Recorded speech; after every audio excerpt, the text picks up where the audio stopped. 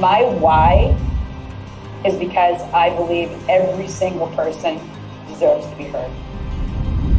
That every single person has greatness within them. Hello, I am Kate McKay, and I'm thrilled to have you back to Master Your Life, a podcast really dedicated to powerful stories of grit, determination, and transformation in the ways that it lights up our greatness within us and serving our purpose and also pursuing a path of excellence. I'm all about it, and I'm thrilled to introduce David Osk to the show. Welcome, David. What's up? Thanks for having me today. I'm thrilled to have you here because we're going to be digging into grit. I'm going to read a little bit of bio about you, and then we're going to get right on it. So meet David. He's an entrepreneur with products in over 3,700 retail stores, including Home Depot, Lowe's, and True Value. David collaborates closely with David Allen Garrett as the lead coach for transformative True North Resiliency Program. David believes that understanding who you are on very granular level is the key to understanding why you do what you do. I agree. He often says, never start with why, start with who. Oh, this is so good. He's currently writing a book titled The Guardians of Grit, which aims to empower fathers in raising uncrushable young people. David, welcome to the show. Thanks for having me. This is great. Thrilled to have you. So talk to me a little bit about what it means to be the lead coach. I'm just curious about what is transformative True North Resiliency Program. Yeah, so I met Dr. Andy Garrett about 6 years ago. He's a clinical psychologist. We actually met and still are in an entrepreneur mastermind group, the ISI Mastermind. And it was interesting to hear him talk about some of these concepts around what makes a person. And I think largely I had a vague understanding of everything from masculinity to femininity to purpose to authenticity, identity, grit, resilience. All these things were just jumbled together. And as I started to hear him really dissect all of these concepts, I felt like my inner world started to come alive. Just this idea of you get up in the morning, and quite often we have this attitude like, what in the heck? Now I got to do a bunch of hard things. It just seems arduous. There's that kind of that nagging sense in the back of your mind, like, why in the heck am I doing this? You probably know who Jim Rohn is. He's a Zig Ziglar guy back in the day. But he said, one of his quotes that I love, he said, people always ask me why I get up so early in the morning. And he said, if you knew where I was going, you'd be up early too. And right. I love that sense of urgency is fabulous. Few people don't have that, David, because they don't have the clarity. And you hit on a concept that I would love to dig into, which is the difference between authenticity and identity. And this seems to really be part of this. The awakening for you was like, whoa, okay, there's a difference. Yeah. I'm curious about that. So a story here. I felt like much of my life that who you were was something that you achieved. You had to carve out your place in the world so that others would say, okay, you are enough, or you've done enough, or you're this extrinsic validation kind of a thing. Not that we don't need some extrinsic validation and love and all kinds of things, right? But for me, I just turned 50 this year, and much of my life, I think I felt rather exhausted because I was so set on accomplishing things in order to be somebody, or at least not be a nobody. It was really exhausting. So I'll put it this way, the locus of control, right? The psychologists use that term, inner locus of control. Guess what? My locus of control largely was extrinsic. It was on the outside of me, as opposed to, I felt like when I met Dr. Andy, he said, David, let me introduce you to yourself so that you can have that inner locus of control after identifying identity, all of the things that you believe, mind, body, and spirit, and what type of an impact you want to have. You were made for a purpose, just like every blade of grass and wind and fire and trees and sand. Everything was created for a purpose, including me, right? We didn't make us. So I'm going to jump into the deep end of the pool here. I'm going to pop some bubbles. I didn't choose my eye color. I didn't choose my taste buds. I didn't choose my skin color. And even in the land of the free and the home of the brave, guess what? We don't choose our personalities. If those of us who have children or siblings, we know full well when they come out of the gate, we're very hardwired. We're very authentic, right? The authenticity comes from the word author. So I didn't make me, somebody did, right? And again, you get to decide what you believe about God. But it's this idea that when Parker and Kate, my kids, when they came out of the gate, they had such different essences. And I'm talking within weeks, you can tell that their little spirits are so different. And of course, when they grow into 2, 3, 4, 5 years old, little children are not thinking like we are, right? I need to be authentic. That doesn't even enter their consciousness. They're just doing their deal. Everything from what makes them cry and mad and taste buds and the whole 9 yards is so authentic until what?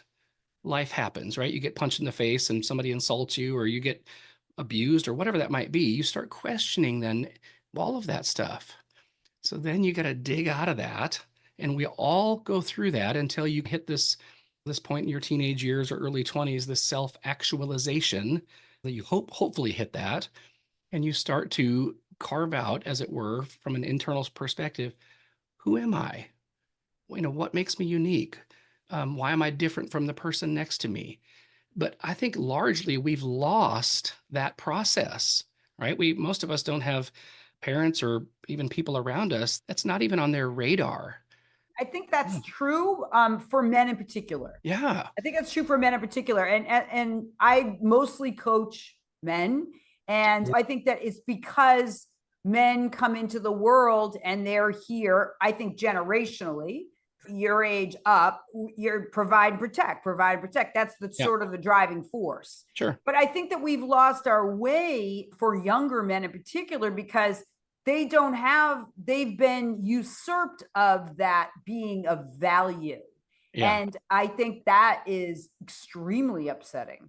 And so how do we get back into that? Because if you go back and look at the essence of people, absolutely, they're very different and very unique, right? And theater, it is essence, right? It's who we really are. We talk about soft skills and soft parts of our personality. Maybe it's 30 epigenetics, but the core essence of you is the same. I'm bold, I'm enthusiastic, I'm big energy, even though I'm introverted, even though I'm kind of a quieter person, really, but my energy came out big out of the box. It's just by nature of who I am. So as a man, how did this, because I think that we all have different awakening times. And so Dr. Andy Garrett brought you back to yourself. Well, in a way, gave you permission to say, I can own this. This is who I am intrinsically. And there is a process of awakening in that for you that sounded like it was really transformational. Yeah, and I like this idea of permission, by the way. I love that word. When someone asks you the right questions and the right progression, you literally identify, write it down. That's your identifying your authenticity. And again, it's values, right? What does my core, we hear that term core values, right?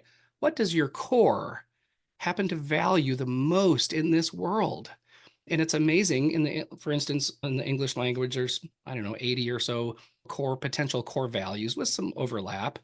But check next to the ones that kind of resonate with you and narrow that down to 20, narrow that down to 10, narrow that down to 5. Those top 5, if you put those in order, it's amazing how when you start making decisions based on your values and have real clarity on that, how your life starts to feel more genuine, more natural, more authentic, as opposed to this pray and spray or whatever kind of mentality of trying to throw something at the wall and hope it sticks.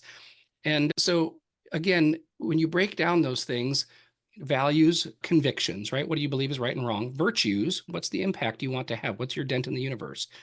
And I like to say, and I got it from a commercial, what what is that thing that puts the lump in your throat? What is it that you feel so passionate about that might break your heart or cause you to come alive or make the hair in the back of your neck stand up? Like, man, this is rich. Or that word passion comes from the word suffer. What are you willing to suffer for?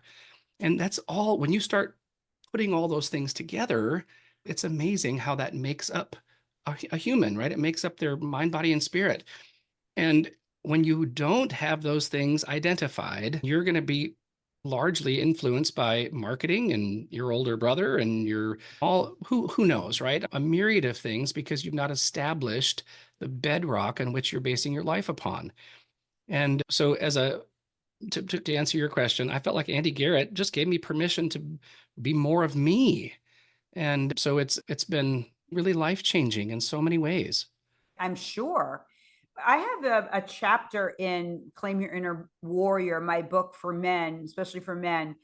And it's a question that in older coaching modules, there was a whole conversation around your core needs, and needs being really, if we're looking at even Maslow, we can go back to Maslow, and Maslow, Yeah, obviously like him. we've evolved Maslow. So when we're looking at your core needs as being nourishment, shelter, right? Sure. The challenge with men in particular is that they can't even name their values if they Yeah. don't know what their core needs are.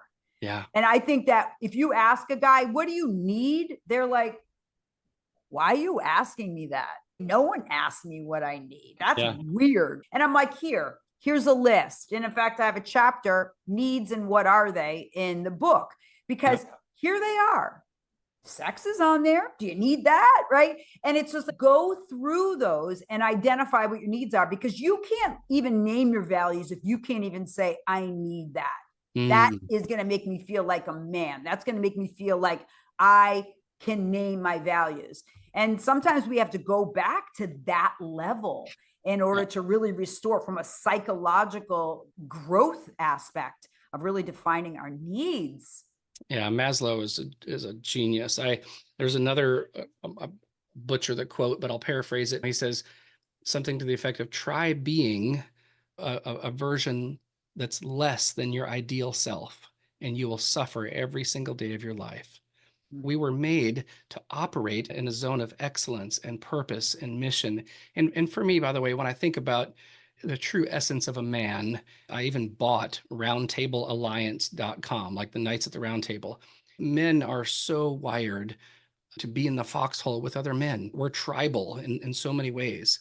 We're made to be warriors. There's another quote too that I love that kind of paints this picture of men being in touch with their heart, right? Never give a man a sword unless he has first learned to dance, right? Men need to know why you pull the sword out and go into battle, right? What and who are we protecting? 100%. You The can't quote, escape that. That the quote in the opening of my book is, I asked one of my people that I interviewed for the book, I go, well, how do you define a warrior? And he was quiet. And then he goes, it's a man who has a heart behind his shield. Oh, I love it. And I was like, oh, Nailed dude, it. that's so good. And this was a man of very few words. Yeah. And that was the quote in the front of the book. So it's Isn't it great though? So here's, I might be borrowing that, by the way, but I love this idea. And again, I often say, never start with why. You start with who. It's the heart behind the shield. It's what you just said. It's right. I understand the great enthusiasms. I understand the great devotions, right? Roosevelt, I'm looking at the picture on the wall here. I understand that I'm fighting for truth and nobility and protecting beauty. And it's just absolutely so core to who we are. So that if I need to be surgical with a sword and take care of business, and again, hopefully that's not literal, but if it is, whatever. Yeah, you can do that with your words and your intellect. But you can use weaponry. There's nothing wrong. It's real. Yeah. And they're doing it all over the world for centuries. Well, and what's interesting too is the Hebrew word for man means one who turns chaos into order. The essence of masculinity is looking at chaos and bringing order to it. And even just saying that out loud, I feel the hair on the back of my neck stand up, right? Why? It's like Dr. Andy says, follow the clues, right? What are the clues? When you've established who you are on a really unique level, actually, let me back into it this way. When you haven't established it, what are the clues? Anxiety, depression, avoidance, right? For certain people and situations, you're comparing yourself to others, imposter syndrome, apathetic, procrastination, all that kind of stuff just runs your life. But when you've established, here's who I am, here's what it looks like for David Osk to show up in a room, then you start feeling genuine, right? Authentic, resilient, free, you have clarity of purpose, all that kind of stuff. So the clues, as it were, are really important. We have to be in touch with our hearts, but have an intellect to back that up. Yeah, and have the psychology. It helps. And I think a physicality too. It's a holistic version of man, of human. And how do we honor that in our society? So why the guardians of grit? Why does the word grit resonate with you so much and compelling you enough to write a book on it? Yeah, so I read, I forget, good night. Angela Duckworth. Yes, her book on grit, and what a fascinating book, and she's a genius. But I like the basic essence of what is grit, right? It's doing hard things over a long period of time because it's worth it. Sometimes, by the way, an afternoon might feel like a long period of time when you're having conflict with your wife or your kids, or it might be a week or a month or a year. But good luck building a beautiful life for yourself and those you love if you don't have some grit. And what's grit? It's like sandpaper under your feet, right? You've got traction. You know exactly what you're digging into and why it matters to you. So you can push over the hill. It's what's worth, it's fighting, whatever's on the other side of that hill is worth fighting for. And I think that the clarity piece there is absolutely vital. But if you've not answered those questions for yourself, guess what? When the going gets tough, you're probably going to, once again, just take a back seat and let somebody else do it, and then start thinking of yourself like you're a loser or something. But you know what? It's doing hard things for the sake of doing hard things is foolish. Doing hard things for the sake, that you care about it, man, that's masculine. That's honorable. That's what people look at and call someone a legend, right? They believe in something so much that they're willing to stay with it. They have staying power. So my heart really I'll put it this way. Why did I choose the word guardians of grit? It has a couple of different meanings. So guardians, you naturally would think of a father or mentor or something like that. Grit, though, if you're going to guard grit, there's actually something else underneath grit. And I would say, and Dr. Andy uses the term psychological safety.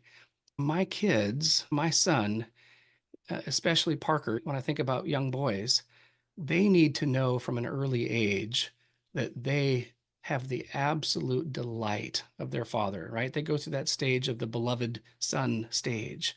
And you have to go through these stages. They need to know that it's unconditional. My love for them is unconditional. And they have the freedom to be gritty and not be gritty and understand, what does this look like? And dad's going to be there, shine a spotlight on some areas that need growth. Or when they just totally screw up, he's going to be like, come over here, give me a hug. Tomorrow morning, we're going to get up and take another stab at this. I'm not going anywhere. They need to know that dad, the father, is there. He's guarding that sense of psychological safety, which is what? It's love. It's unconditional love. And when you're growing up and you don't have that, man, you're going to be drawing from wells, as it were, that probably are pretty toxic to fuel whatever version of a life you think you need to build so that you don't look like an idiot. But if we're looking at, I tell this to my children, that if we're looking at in a world where, let's just say 80% of the population doesn't know what the hell you're talking about. Yeah. Well, this is the truth, right? Yeah. So we can do that one child at a time, and we can build warriors. And yet we're in a country that's massively suffering. And you were you were one of those people. Yeah. Yeah. Again, a really vague understanding. The cool thing is, of course, I'm so grateful, right? My parents have been married over 50 years and they weren't perfect, but they did a lot of things well.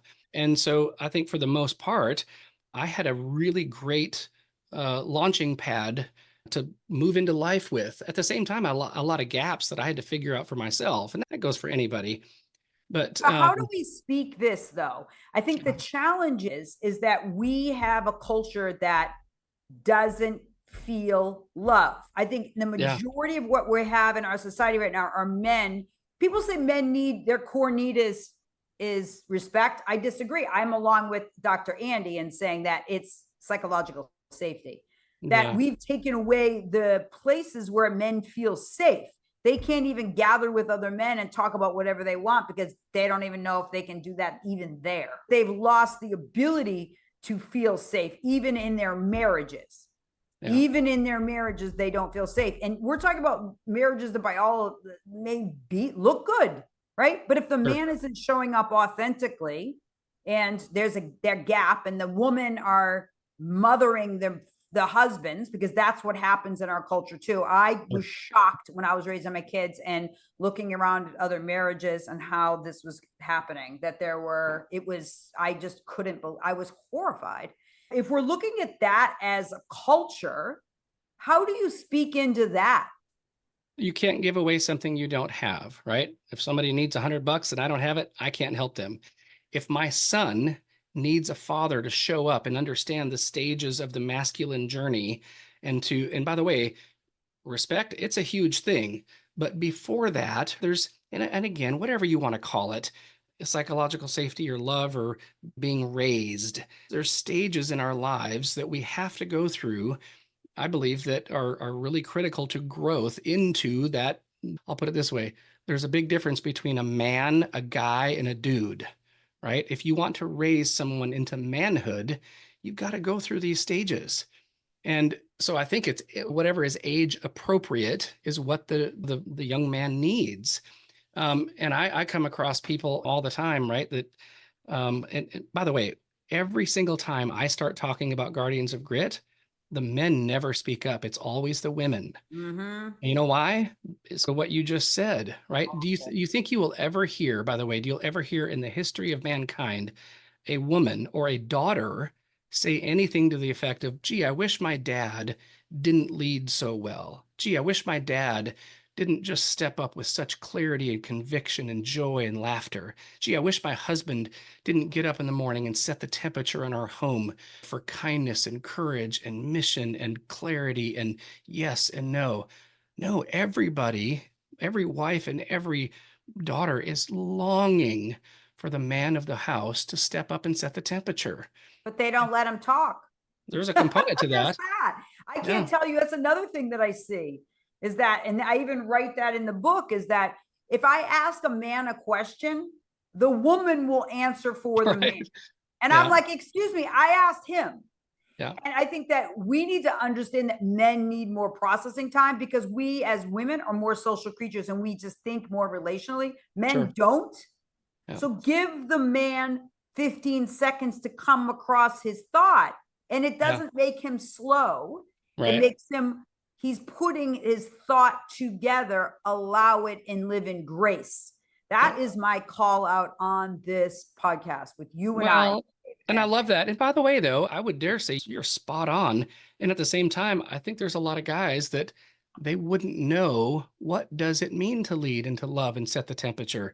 They weren't taught how to do that. So my goal is, of course, I'm preaching, as it were, to the dads, the guardians, so that they have something that can actually give away to their sons and to anybody else for that matter, right? This book is largely for anybody who's a mentor or coach, whatever you want to, whatever type of guardian you want to be. But it's how do I establish in stone these things for myself so that I can look at someone else and say, hey, Park, let me introduce you to yourself here. Let's get out this material and start going through it and see what lights you up, man. I want to get behind that and find out why you're really unique and start putting some wind in that sail. And what a blessing that would be, right? For every father to do that, as opposed to the message most men get is don't be a jerk, right? Be really nice and don't be a jerk. Mm-hmm. And there's no attention paid to someone's soul and their intellect and all that kind of stuff. And I think that's, again, what needs to happen at an early age. So by the time they hit 18, that dude is now a man. He knows exactly why he fights, right? And sometimes, and I would hope that's with intellect and even humor, right? You fight with great wit. You fight with great penmanship and stirring people's souls and intellects. But most people, it's, oh crap, I have to now survive. And I hope I can find a wife one day that doesn't think I'm a total idiot. And it's the blind leading the blind. And I'm on a mission to help 1 million men establish these things for themselves so that they actually have something to give away, so that their wives, like you said, might give them a little bit of space to process. But when he speaks with clarity and kindness and nobility, and he's setting the temperature, because you probably know Seth Godin, I think he's the first one to say this, people like us do things like this. If you can say that for yourself, right? I'm David Osk. Someone like me, you know what? I do things like this. And I tell you what, when a wife or a daughter or whatever else looks at their dad, and when he starts speaking, And they know before he speaks, they know what he's going to say, because people like us do things like this. Talk about a bedrock, talk about certainty, talk about cohesiveness, talk about, by the way, Dr. Andy said one other thing. I asked him, I said, what's the number one role of a father? This is not what I expected. And he said, it's to remove as much uncertainty as possible. And wow, when I started unpacking that, am I loved? Holy crap, am I loved, right? Like the kids, right? My dad, he smothers me. He just grabs me and picks me up and kisses me. And you remove that kind of uncertainty. And it's also, if you do something wrong, Incredible. there's ramifications, right? Yeah, of Because that's course. another thing too that I think is equally important, is that shame and guilt are actually not necessarily bad things if Yeah. they're ways that you check your value system, because we Yeah. all know when we do something wrong. It's just that unfortunately with current parenting and society, we're able to get away with it because there's no checks and balances. There's no moral or value-based checks and balances because we were never taught it ourselves, Yeah. even though innately we know that it isn't cool. So you talk about a quote earlier that you mentioned before we hit record, that was purpose is everything. And it was a quote from a theologian, a minister that you read years ago, and that gave you pause. What about that quote? Yeah. So yeah, it was Tim Keller. He was a pastor at Redeemer Presbyterian in New York City, and just a wonderful intellect. But so I remember seeing that one day and I was like, golly, I got to unpack that one. That's a heck of a truth claim. But here's the funny thing, right? In our culture, again, self-awareness, self-care, love your neighbor as you love yourself. It's not a suggestion, it's a command. So those things are important, but into and unto what? Purpose. Everything was made for a reason. And of course, from the Bible to the Stoics, everybody agrees that if your purpose isn't about the flourishing of those around you, you have not found your purpose. All of life is about relationships. It's about loving and being loved at its core level. The rest is junk. And that's another quote. All of life is about relationships. The rest of it is a context. If you get all the stuff you want, I'm in my big castle and I've got my fleet of cars and all this kind of stuff, right? If I'm there by myself, it's fun for a day. If I'm there for a month, it becomes an insane asylum. You're walking the halls of your castle alone. It's meaningless. In fact, the weight of it will crush you. Everything is about relationships and purpose. So we were meant to cause others to flourish around us, period. And again, that looks really unique to depending on who you are. There's a lot of overlap, of course. But man, I tell you, when you lock on to your purpose, it's very transformative. We're not made to stare at our belly buttons and feel safe all day. Good luck, right? Life is hard. Get a helmet. We were made for purpose. That's so good. It makes me think, it was funny. I was thinking about the utility, like how are we utilizing the gift? Like purpose is really utility. And as you look and you're clearing out your junk drawer and you're like, am I using this? We have to look into our souls and our own toolbox and decide whether we're using all of us. I'm going to ask you a question, David. I love to ask this question, and I'm just going to throw this at you. In this world, when David A. was born, he was given some really powerful, unique gifts to share to fulfill his mission and his purpose. What percentage do you feel that you've used or tapped into from 1 to 100 as we sit here today? I would say, I would say 80%. Wow, that's fantastic. Yeah. Woo! Yeah. That's great. So the average high performer, just as a high performance coach, is between 40 and 60. And that's people killing it in life. So you're really tapping in. So my follow-up question is, how do you want to fill that greatness, that gap between the 80 and 100, David? What does that look like for you? That's a really great question. I would say that my main gifting in life is to encourage people. I love the word inspire, right? Which means to breathe life into.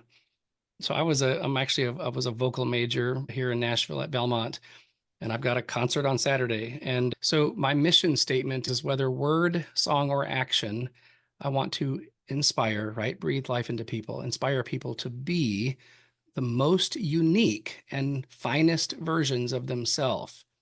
And so I think that the power of music is like a can opener to someone's soul, and even the power of the pen and word, right? It's amazing how a truth with a capital T can change someone's life in an instant. And I just love it when people realize that they're made of awesome. They're made of something that is just so absolutely glorious. And when they start to identify awesome and they start operating in that awesomeness, man, it sets people free as opposed to this whole white knuckling it.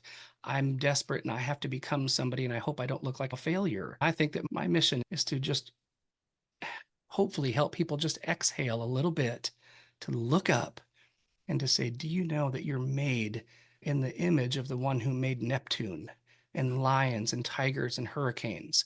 And when you start to identify that awesomeness and you start using your awesomeness and seeing your dent in the universe, life gets really interesting.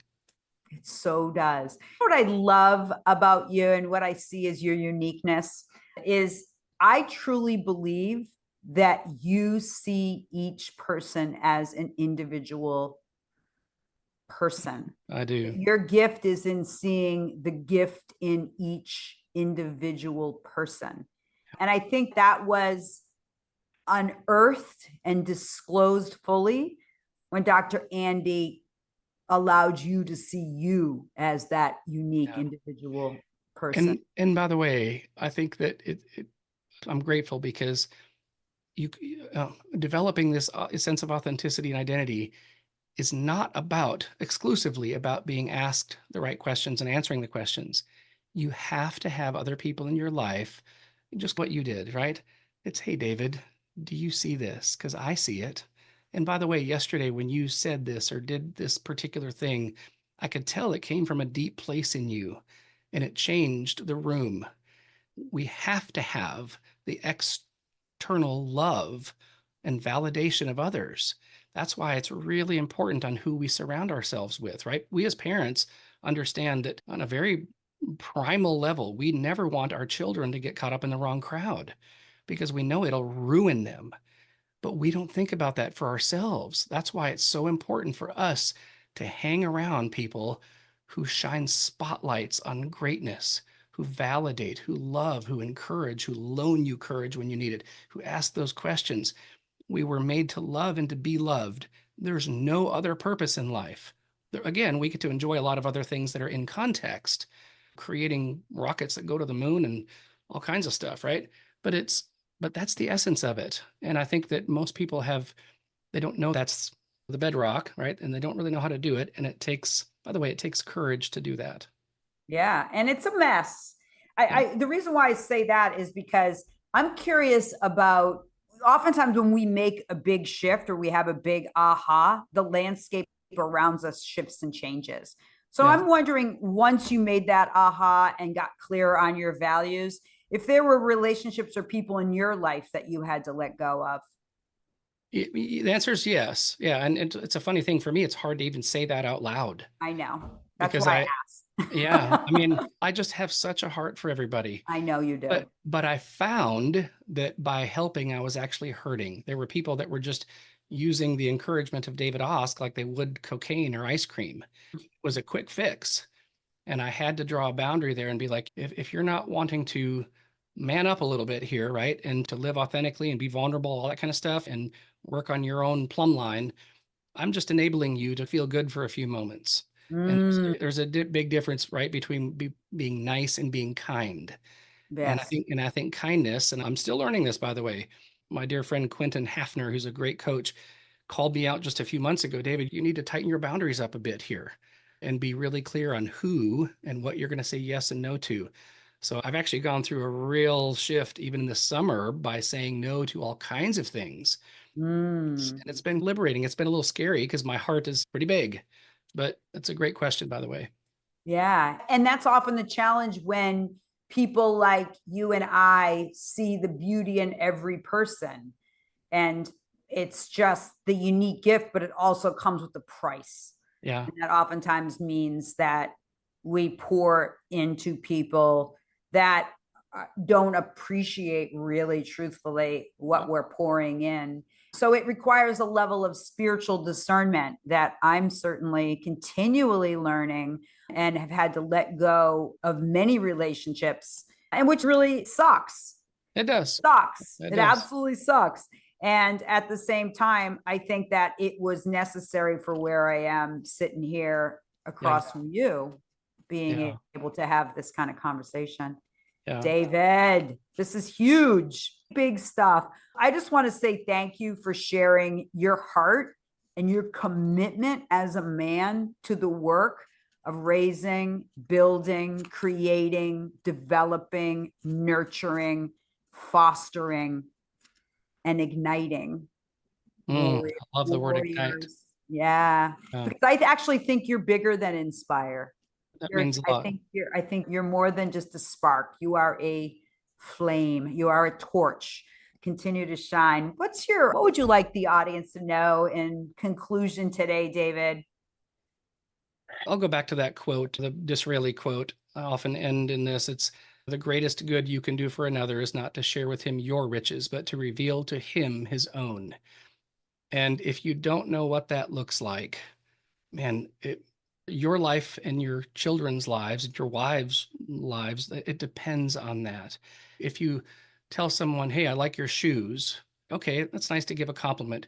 But if you compliment someone's character, you compliment someone's effort, their grit, their resiliency, and you start, labeling and naming, calling out those things that are so core to who they are uniquely, you will change their life. And by the way, just because it's love with a capital L, you actually end up changing your own when you have the courage to do that. Yes. Beautiful. So David, thank you. And I look forward to hearing about the launch of your book, and we will certainly share that information with the audience. And I just want to say thank you for joining me and bringing your heart to our show. I really appreciate it. This was honestly, Kate, it was a nice surprise today. I was not expecting such a deep conversation here. So thanks for having me. If it isn't deep, it ain't worth it with Kate McKay. I oftentimes have people saying, Kate, maybe it was too personal. I'm like, what else is there in life? Yeah. I just find it to be so much more interesting. I've listened to so many podcasts that are just like, oh my God, I want to hear the person. I want to hear the soul of the human in all you are. And so I'm so grateful that you were able to play with me so fully. So thank you so much. Deeply grateful. Yeah, thanks for having me. Yeah, you're welcome. And thanks to all the viewers and listeners for tuning in to Master Your Life. If you like this show, would you please share it? We grow by sharing our stories together. Have a beautiful day. And don't forget, you are here to fulfill your purpose, because you know what? Your purpose, it's everything. Take good care, everyone.